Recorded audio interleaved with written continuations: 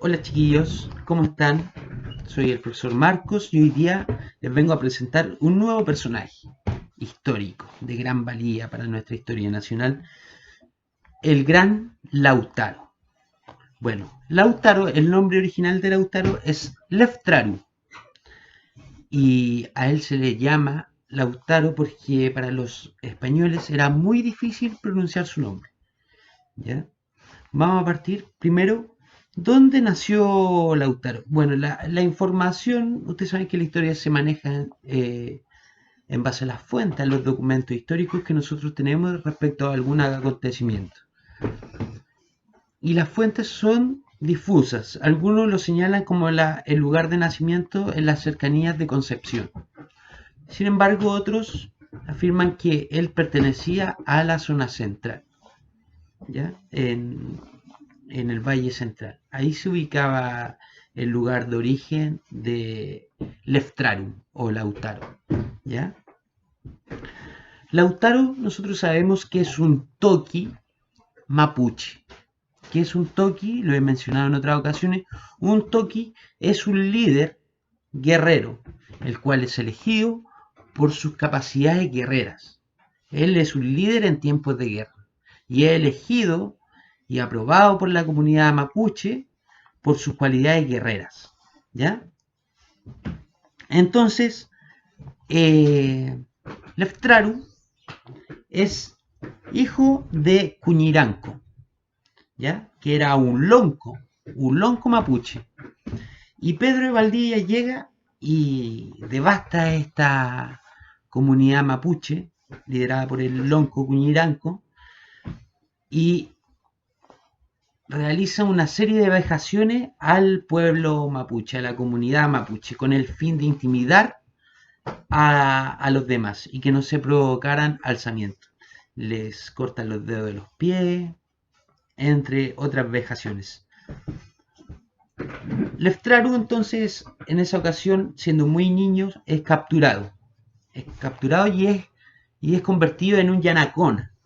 ¿Qué es un yanacona? Es un indígena, un indio de servicio, el cual era como un sirviente para los españoles. Entonces, Leftraru se convierte en un yanacona. Leftraru comienza a trabajar con los españoles y se termina convirtiendo en paje de Pedro de Valdivia. O sea que tenía ya un contacto, era como un sirviente especial de Pedro de Valdivia. Y él estaba encargado de cepillar los caballos, conocía ya las tácticas de guerra, las armaduras que tenían los españoles. Y entonces Lautaro tenía un gran odio hacia los españoles porque habían cometido una serie de atrocidades contra su pueblo y contra su propia comunidad, contra su padre. Entonces, Leftraru en un momento determinado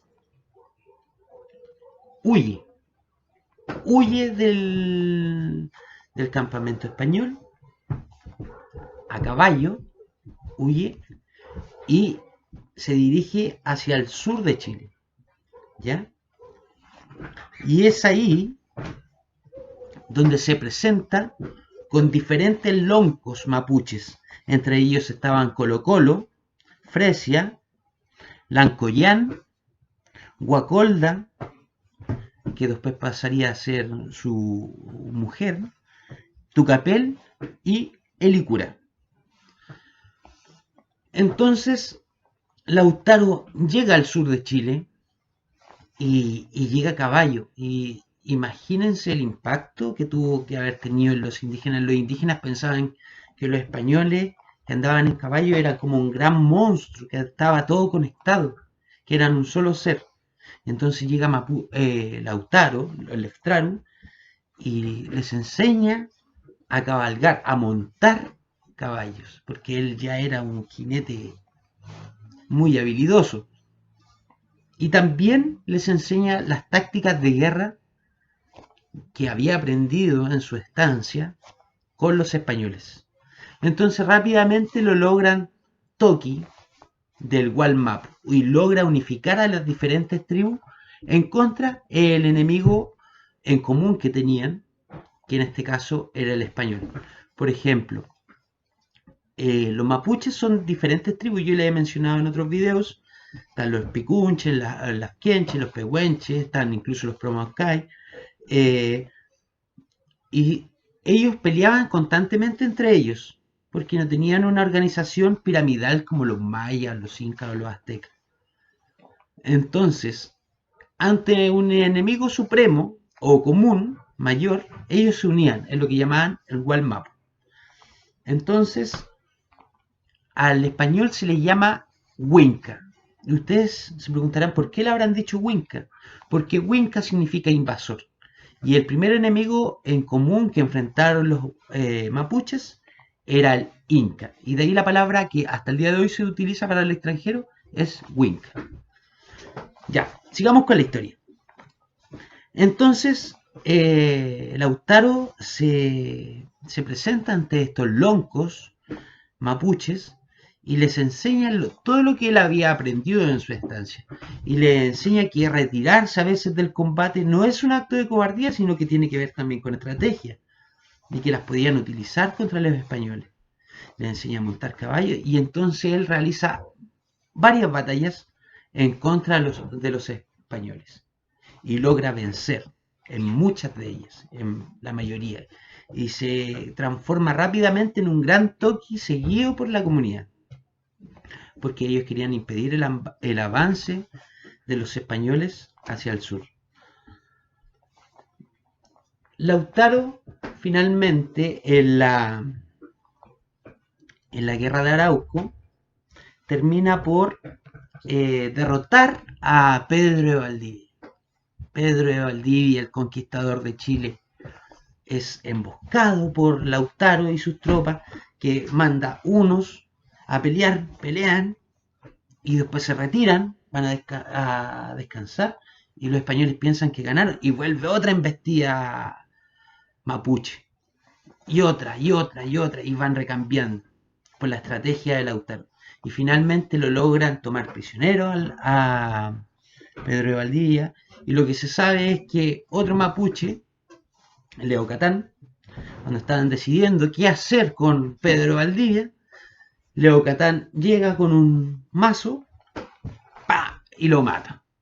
Y ahí se acabó. No se negocia con los españoles. Esa es la historia que se conoce la muerte de Pedro de Valdivia. Y finalmente dicen que le arrancaron su corazón a Pedro de Valdivia y los toquis mapuches se lo comieron, porque creían que a través de comerse el corazón ganaban la fuerza del enemigo y las habilidades. Entonces, Lautaro destroza los asentamientos españoles, los expulsa del sur de Chile, quema 3 veces Concepción y hace que los españoles se replieguen de nuevo al centro. Sin embargo, Lautaro quiere seguir más allá. Por eso se supone que, o se piensa que Lautaro es de la zona central, porque él quería avanzar hacia el centro. Entonces, en el camino, ya empieza a perder algunos aliados mapuches que tenía, porque ellos ya habían recuperado sus tierras. Entonces él empieza a reclutar nuevas tropas. Entre ellos estaban los picunches y a todas las tropas, a todas las comunidades o tribus mapuches que no se sumaban a él permitía que sus tropas también cometieran vejaciones y los mataran también. Era muy duro, porque los consideraba traidores. Entonces, él empieza ya a obsesionarse de algún modo por llegar al centro. Y muchos mapuches dejaron de seguirlo porque ya habían conseguido lo que ellos tenían, lo que ellos querían. Querían defender y querían paz. Entonces lo dejan y él logra avanzar con otro hombre, sometiéndolo incluso por la fuerza. ¿Ya? Y si ustedes recordarán el otro video, el líder indígena carece de poder. Entonces, es en esta situación donde un indígena, otro mapuche, que había sido vejada por las tropas de Lautaro, incluso que habían matado a su padre, se comenta, él es el que da información en dónde se encontraba Lautaro y sus tropas. Y entonces le entregan esta información al encargado español que iba en busca de los mapuches, Francisco de Villagra y su primo Juan Villagra, junto a Francisco Altamirano y 57 jinetes. Entonces, ellos con la información ya que habían obtenido, llegan al asentamiento y ante la conmoción, Lautaro sale de su ruca y es asesinado, donde se encontraba con Guacolda. ¿Ya? Y así muere Lautaro. Y se produjeron más de 650 bajas, se estima, en las tropas de Lautaro. Sin embargo, lograron resistir durante horas la ardua pelea. Y el cadáver de Lautaro fue apaleado, desmembrado y vejado. Y la cabeza de Lautaro fue puesta en la plaza de armas a modo de advertencia a los demás mapuches. Y así termina esta historia de Lautaro. Pero antes de terminar quería darles otra información, porque esta historia se parece mucho a la de otros indígenas,